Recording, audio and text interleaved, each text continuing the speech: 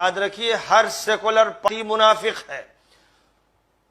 سپا یادوں کے لیے ہے. آپ وہاں پر بھی چھوٹے ملازم و چپراسی اور ذلیل اور غلام رہیں گے. بسپا چماروں کے لیے ہے. وہاں پر بھی آپ چماروں کے بدتر رہیں گے اور ان کی جوتیاں سیدھی کریں گے. جہاں تک تعلق ہے اویسی صاحب کا، ان کو قبول کیجئے. وہ پوری ملت کی نمائندگی بہرحال پارلیمنٹ میں کرتے ہیں، کرتے رہتے ہیں، تو آپ انہی کو مان لیجئے. ان کا تمام چینل والوں سے کہتا ہوں، عام اخبار والوں سے کہتا ہوں کہ بیچ والوں سے بات مت کیجئے. آپ ندوے جائیں گے تو مہمان خانے کے ارد گرد ایک پہرا لگا ہوگا اور آپ کو ملنے نہیں دیا جائے گا.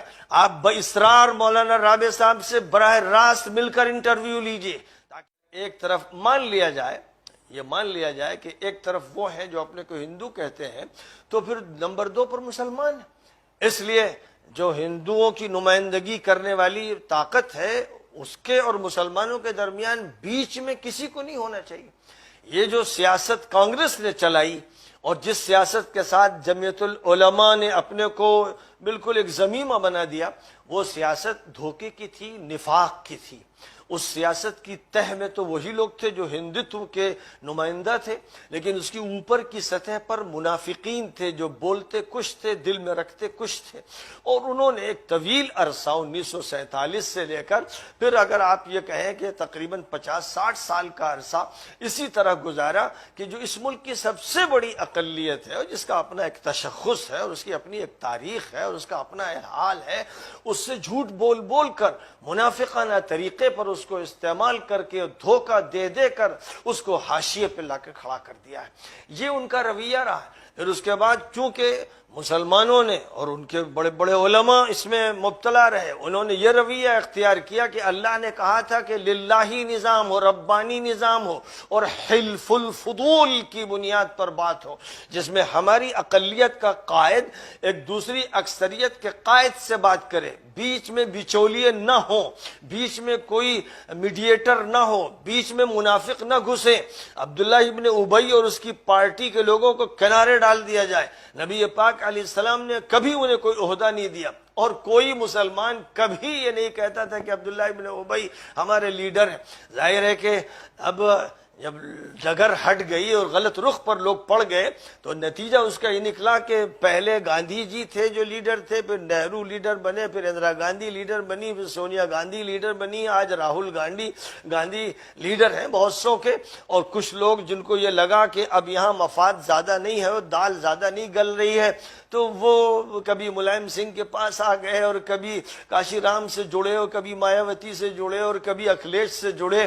یعنی ان کو تو شرک چاہیے، ان کا تو حال یہ ہے کہ آقا مشرک ہو اور ان کا شرک ہو رہا ہو تو وہ خوش ہو جاتے ہیں، انبساط پیدا ہو جاتا ہے. اور جب توحید کی بات کی جائے تو چہرہ فق ہو جاتا ہے اور پیشانیاں پر لکیریں پڑ جاتی ہیں.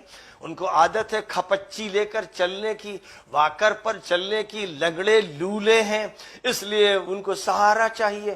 تو اب اسی کا یہ نتیجہ ہے کہ یہ لڑائیاں ہوتی رہیں، فسادات ہوتے رہے. میرا یہ کہنا ہے کہ اگر یہ مانا جائے کہ RSS کے ہاتھ میں اس ملک کی بات ڈور ہے، اگر یہ مانا جائے کہ BJP ایک طاقت ہے، تو پھر مسلمانوں کو جو بات کرنا ہے وہ BJP سے کرنا ہے. جہاں آپ نے بیچ میں کچھ لوگوں کو ڈالا، جہاں آپ نے اپنے میڈیٹر تلاش کیے، جہاں آپ کھپچیاں لے کر آئے، وہیں پھر آپ کو ڈسا جائے گا. ظاہر ہے کہ کانگریس کے دور میں مسلمانوں کو بار بار ایک بل سے ڈسا گیا، بلکہ سینکڑوں بل بنا دیے گئے اور وہ ڈسے جاتے رہے. اور اس کے بعد جب انہوں نے سپا اور بسپا کی پناہ گاہیں تلاش کی تو کیونکہ اللہ سے دور ہٹتے چلے گئے، نبی سے دور ہٹتے چلے گئے، نظام مکی اور مدنی سے دور ہٹتے چلے گئے، اس لیے ڈسے گئے اور ڈستے ڈستے اب یہ حالت ہے کہ وہ شودروں سے بدتر ہیں اور ابھی بھی سبق ان کو نہیں حاصل ہو رہا ہے. لہذا ان کو معلوم ہو جانا چاہیے کہ اگر انبیائی نظام کو لے کے چلنا ہے، اگر قرآنی نظام کو لے کر چلنا ہے، تو ہمارے ملک کے دستور کو ایک کنٹریکٹ مانتے ہوئے اس کے جو بڑے ذمہ دار ہیں آپ کے نزدیک جو بھی ہوں، بیچ میں دوسرے نہیں ہونے چاہیے. اس لیے سیکولر پارٹیز کو بیچ میں لانے والے بدھو، احمق اور بے وقوف لوگ ہیں. یہ وہ لوگ ہیں جن کو بار بار ڈسا گیا، اور جب ان کو ڈسا گیا تو یہ اپنا علاج کرانے میں لگے رہتے ہیں، ٹھیک ہوتے ہیں تو پھر اسی بل میں گھستے ہیں. جو لوگ یہ کرتے ہیں، یاد رکھیے ہر سیکولر پارٹی منافق ہے. सपा यादों के लिए है। आप वहां पर भी छोटे मुलाजिम और चपरासी और जलील और गुलाम रहेंगे। बसपा चमारों के लिए है, वहां पर भी आप चमारों के बदतर रहेंगे और उनकी जूतियां सीधी करेंगे। जो लोग वहां जा रहे हैं वो अपनी बिरादरियों के लिए काम कर रहे हैं और बिल्कुल ठीक कर रहे हैं। हर आदमी को करना चाहिए, अपने खानदान के लिए करना चाहिए। ये मुल्क जो है इसका कॉन्स्टिट्यूशन बिरादरीवाद पर नहीं है, ये मानवता पर है।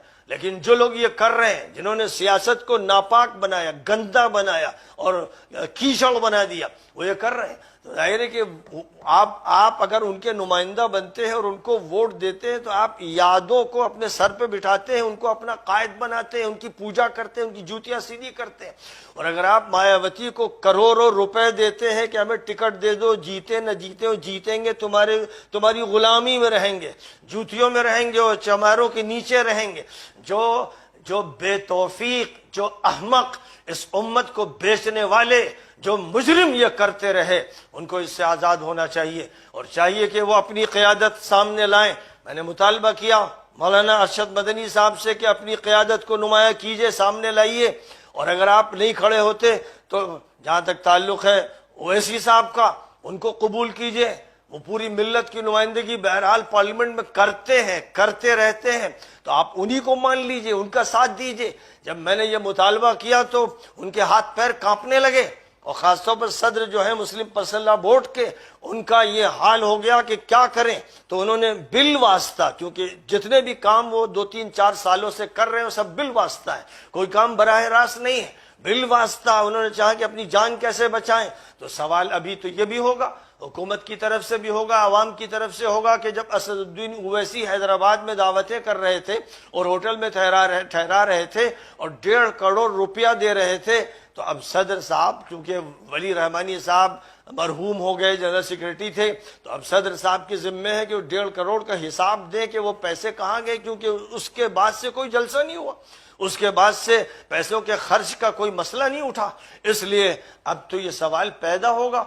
मैं तमाम चैनल वालों से कहता हूं, आम अखबार वालों से कहता हूं कि बीच वालों से बात मत कीजिए। आप नदवे जाएंगे तो मेहमान खाने के इर्द गिर्द एक पहरा लगा होगा और आपको मिलने नहीं दिया जाएगा।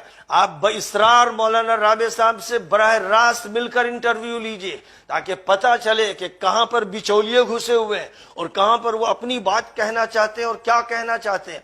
इस तरह ये धोखा किया जा रहा है, पूरी उम्मत के साथ धोखा किया जा रहा है और कुरान और हदीस की गलत तशरीह की जा रही और बेसहारा उम्मत को छोड़कर शुद्र बना दिया और उस मकाम से ऊपर उठाने की कोई संजीदा कोशिश नहीं हो रही। और अगर कोई कोशिश करता है तो उस पर ताने, गाली गलौज और नई नई बातें पैदा की जाती हैं। कुछ ऐसे छोकरे छोड़ दिए गए हैं जिनका यही काम है कि वक्त बेवक्त वो चूजे कुकड़ू कू करते हैं, जिसका ये नतीजा है कि उम्मत परेशान है, नौजवान परेशान है। मैं तमाम नौजवानों से कहता हूं, उम्मत के नौजवानों से, कि बराह रास्त कुरान पढ़ लो, हदीस पढ़ लो और नबी की सीरत पढ़ लो और ये तय कर लो कि तुम अपनी क़यादत को नुमाया करोगे और बिचौलियों को खत्म करके सेकुलर पार्टियों के जनाजे निकलवा दो। जो बात करना है करो मोहन भागवत से, करो मोदी से, करो योगी से, बात उनसे होगी और जो भी मसला होगा वो उनसे होगा। वो अगर एक ताकत है जो सबको हरा रहे हैं तो उन्हीं से बात होनी है। जैसे नबी पाक ने हुदैबिया के मैदान में उनसे बात की थी जो कट्टरवादी थे, उन्हीं से मुसालहत की और उन्हीं के साथ सारे मामलात किए, कभी भी बीच में किसी को दाखिल नहीं किया। इसलिए इस सियासत को अब खत्म हो जाना है। अब जो बात होगी बराह रास्त उस तबके से होगी जिसके हाथ में कमान है और उससे ये बात होगी कि हम हिज़्ब मुखालिफ होंगे। आप हमें ये मौका दीजिए, वो दस्तूर हमें मौका देता है, हम अपनी नुमाइंदगी लेकर आएंगे और अपनी नुमाइंदगी अपनी बुनियादों पर करेंगे और आपसे हमारा कंट्रैक्ट है, एक पैक्ट है, हम उस पैक्ट पर कायम रहेंगे और बात हम आपसे बराह रास्त करेंगे। अब हम अपनी बात आप तक अखिलेश के जरिए नहीं पहुंचाएंगे, मायावती के जरिए नहीं पहुंचाएंगे। हमें मालूम है कि ये मुनाफिक, हमें मालूम है कि ये सिर्फ अपनी बरादरी के लिए काम करते हैं और हमें बेवकूफ बनाते हैं और हमारे दरमियान बड़े बड़े गधे मौजूद हैं जिनका काम यह है कि वो अपनी पीठ दे देते हैं कि जो बोझ डालना हो डाल दो। ये जो सूरत हाल है इसको अब मुस्तकबिल के हिंदुस्तान में बदल दिया जाएगा इंशाअल्लाह।